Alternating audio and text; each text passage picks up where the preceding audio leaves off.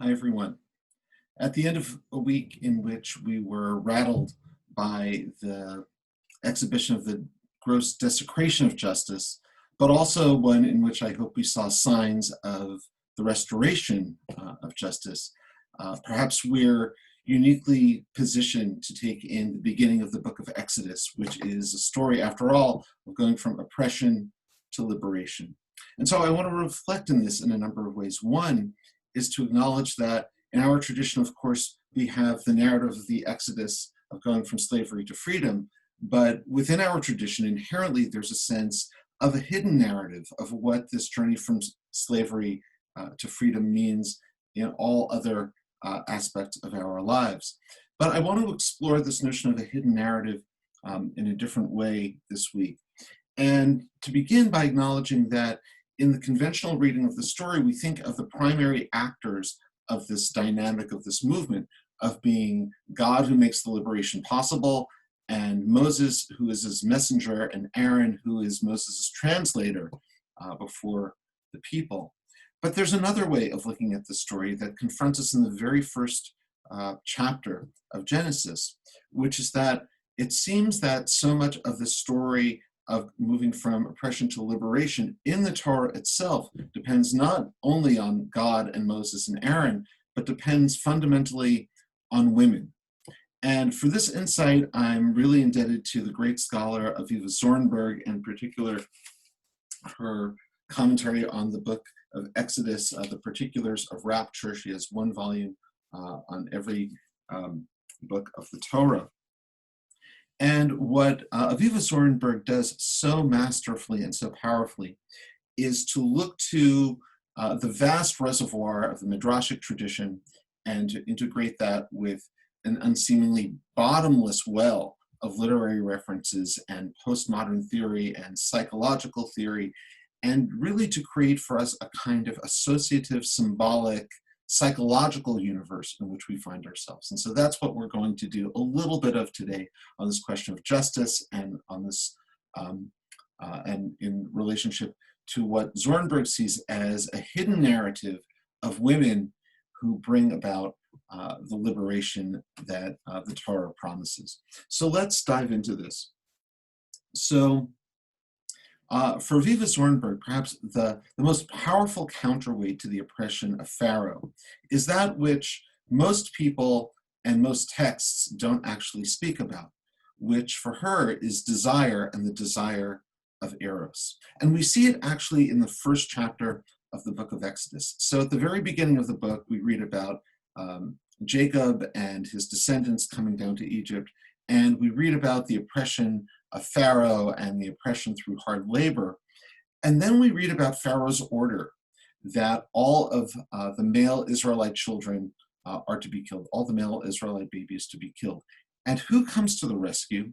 Not someone who's known, not someone who's from any royal or priestly class, but two, the phrase is Hebrew midwives, whether they're Egyptian midwives to the Israelites or whether they're Israelite midwives themselves is up for debate.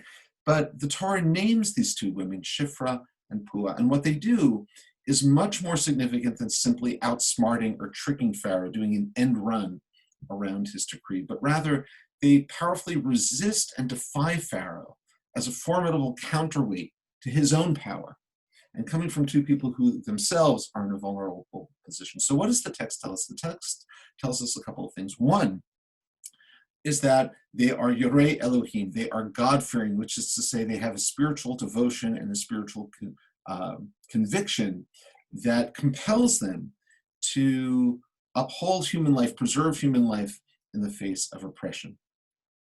But the Torah tells us something else. It alludes in different ways to their connection to the very fundamental power in the source of life itself. They operate in the fields of death, in the country of death.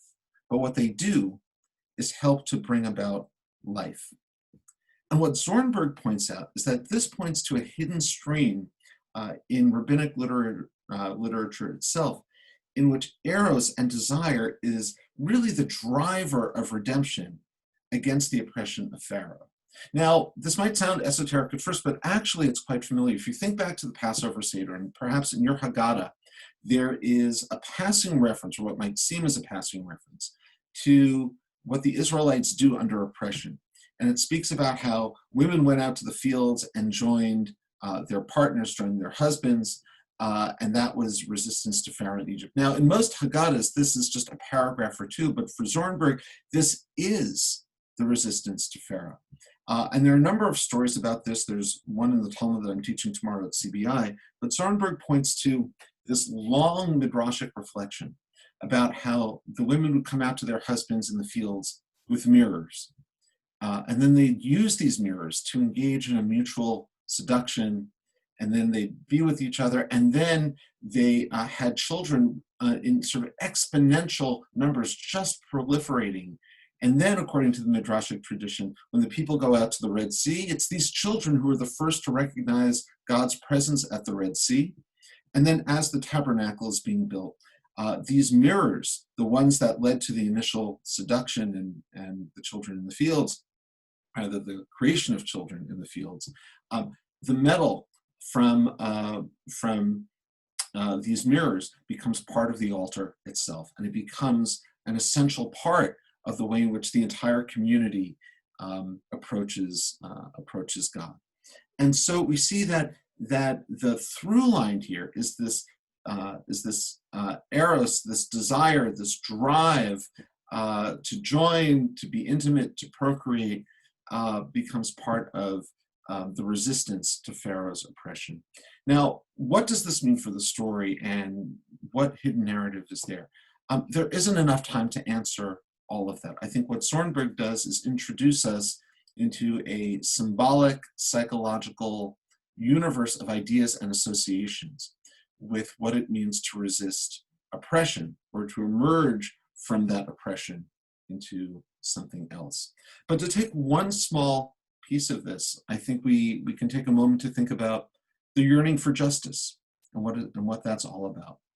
And what I would say here is that on the heels of these reflections about eros and desire in situations that militate against that, is to perhaps kind of put forward the following: that when we're talking about the yearning for justice, what we're talking about at our core is a yearning for an intimate human connection.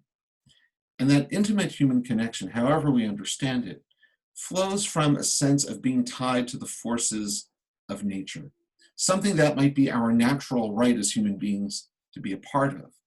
And inevitably, as we do, human beings will disrupt that connection.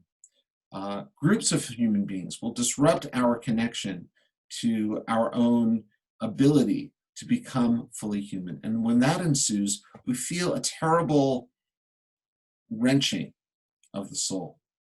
And so the yearning for freedom, we may understand, at least in part, this is a desire to heal that wound, to build that bridge, and to find our way back to the sense of desire and connection for ourselves and for all humanity. And so as we approach the Shabbat, I hope that we all see more light than darkness. Most importantly, that we see ourselves as part of that light and that healing. And as we do that, I wish us all a Shabbat Shalom. Take care. Bye-bye.